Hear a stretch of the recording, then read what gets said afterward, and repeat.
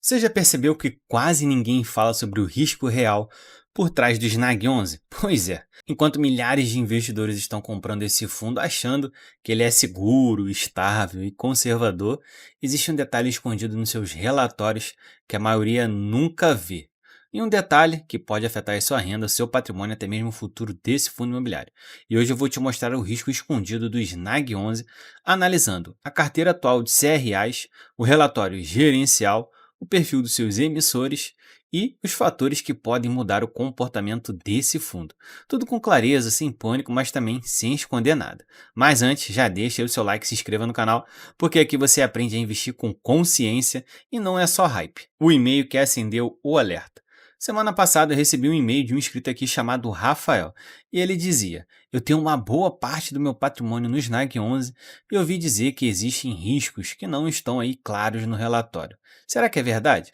Aquilo dali acabou acendendo uma luz vermelha. E, quando eu abri o relatório mais recente, lá estava. O risco que ninguém comenta. E hoje eu vou te mostrar exatamente o que é. Só que, claro, lembrando que esse vídeo aqui nem é nenhuma recomendação nem de compra e nem de venda desse ativo. Cabe a você estudar melhor e saber onde você aporta o seu dinheiro. O que é o Snag 11 de verdade? O Snag 11 ele é um fundo de papel focado principalmente em CRAs, que são certificados de recebíveis do agronegócio. E isso já nos dá os primeiros clarões. Você está investindo no agronegócio, você está exposto à capacidade de pagamento de empresas do agro e você está exposto a riscos específicos desse setor. Mas muita gente acaba comprando o Snag 11 esperando segurança de renda fixa, quando na verdade o CRA ele é um crédito privado e crédito privado é igual a risco de inadimplência. E inadimplência é igual a possível impacto nos seus recebimentos. E é aqui que a análise técnica acaba começando. O primeiro risco, concentração em emissores específicos. O relatório mostra que, apesar das carteiras do Snag 11 ter vários CRAs, alguns emissores apresentam uma grande fatia dentro dele. Claro que eu vou estar mostrando aqui alguns exemplos fictícios. Para isso, acessa lá o relatório oficial para você ver aí, ó, exclusivamente essa parte.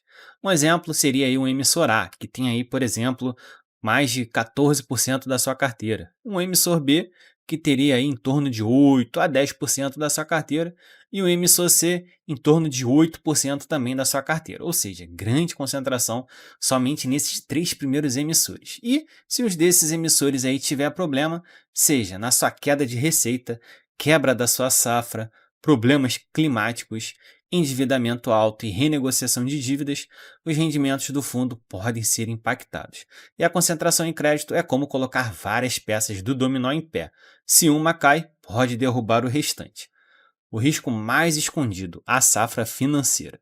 A maior parte dos CRAs do Snag 11 está ligado ao agronegócio, que depende de clima, produtividade, preço das commodities, logísticas, transbordos, custos de insumos que acabam disparando sempre nos últimos anos, variação cambial, demanda internacional, você viu que tem muita coisa, não é mesmo?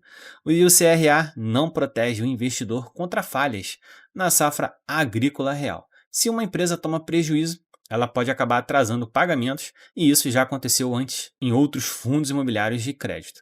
E aqui está um ponto que ninguém comenta. O Snag 11 é muito forte em CRAs de médio porte, empresas sólidas, mas não gigantes a ponto de serem inabaláveis.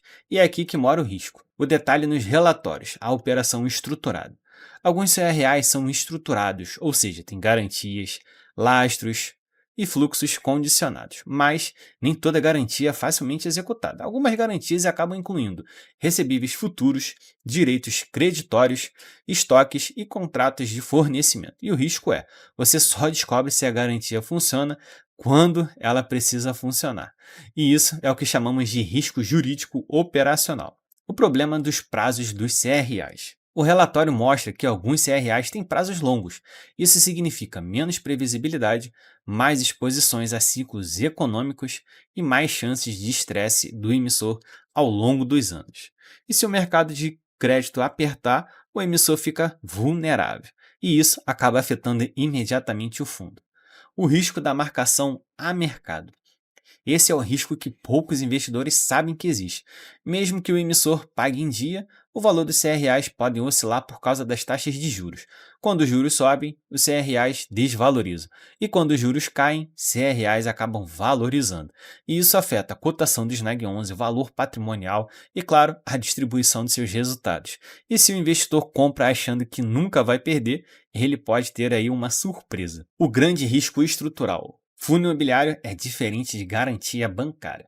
O Snag 11 ele é administrado por uma gestora séria, com histórico sólido.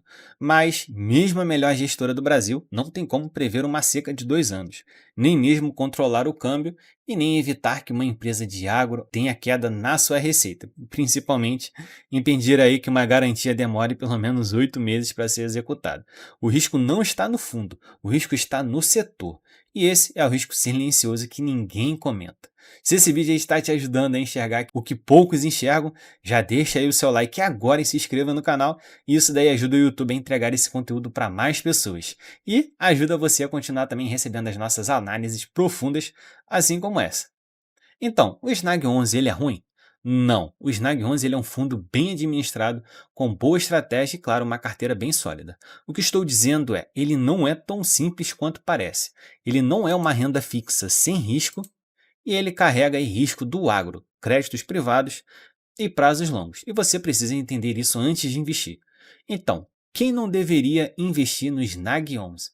Pessoas que não aceitam oscilações na cota, não sabem o que é crédito privado, acham que CRA é igual renda fixa tradicional, precisam do dinheiro no curto prazo e entram só pelo dividendo do mês. E quem pode fazer sentido investir no Snag 11? Pessoas que entendem que existe risco, estão diversificando, investem com visão de longo prazo, buscam um fundo de crédito do agronegócio e sabem o que é CRA e como ele funciona. Agora, você já sabe qual é o risco oculto no Snag 11, ele não é perigoso, mas é complexo. E a verdade é que muitos investidores compram o Snag 11 achando que é uma renda fixa turbinada, quando na verdade estão entrando em um fundo de crédito do agronegócio com emissores selecionados, com garantias específicas e exposto a ciclos econômicos reais. E se você entende isso, ótimo. Se você não entende, é melhor aprender antes de você investir. Escreva então aqui nos comentários. Agora eu entendi o que é Snag 11. E claro, não deixe de se inscrever no nosso canal e participar também lá do nosso grupo VIP no WhatsApp, ao qual vou estar deixando o link dele aqui embaixo na descrição do vídeo.